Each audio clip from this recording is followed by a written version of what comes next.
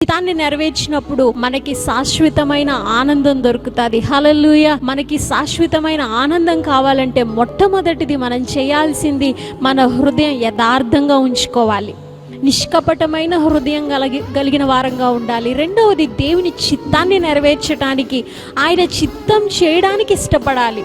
అలా చేయగలిగితే శాశ్వతమైన ఆనందాన్ని మనం పొందుకోగలుగుతాం. మనకి శాశ్వతమైన ఆనందం ఎక్కడ దొరుకుతుంది అంటే, యెహోవా యందు దీనులు సంతోషిస్తారు. యెషయా గ్రంథంలో ఉంది. యెషయా గ్రంథం 29వ అధ్యాయం 19వ వచనం చూడండి. యెహోవా యందు దీనులకు కలుగు సంతోషం అధికమగును.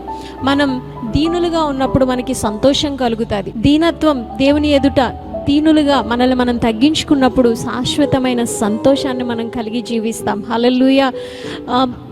మనం గర్విష్ఠులుగా కనిపించకూడదు, మనలో గర్వం అన్నది ఉండకూడదు. గర్వం బయటికి ఎలాగా కనపరుస్తామంటే మాటల ద్వారా ఉచియా అతని యొక్క మాటల ద్వారా గర్వాన్ని కనపరిచినప్పుడు దేవుడు అతనికి కుష్ఠరోగాన్ని కలుగజేశాడు. అంతేకాదు, నెబుకద్నెజరు తన మాటల ద్వారా గర్వాన్ని కనపరిచినప్పుడు దేవుడు అతనితో గడ్డి తినిపించి. మనం దీనులుగా ఉండడానికి ప్రయత్నించాలి. దేవుడు మనకి దానికి యేసు ప్రభువే మనకు ఒక మంచి ఉదాహరణ.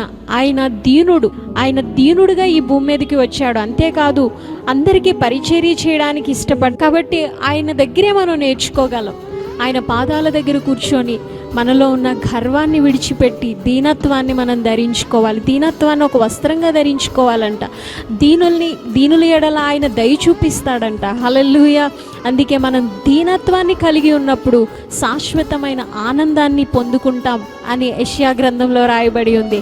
సంతోషం ఎప్పుడు కలుగుతుంది అంటే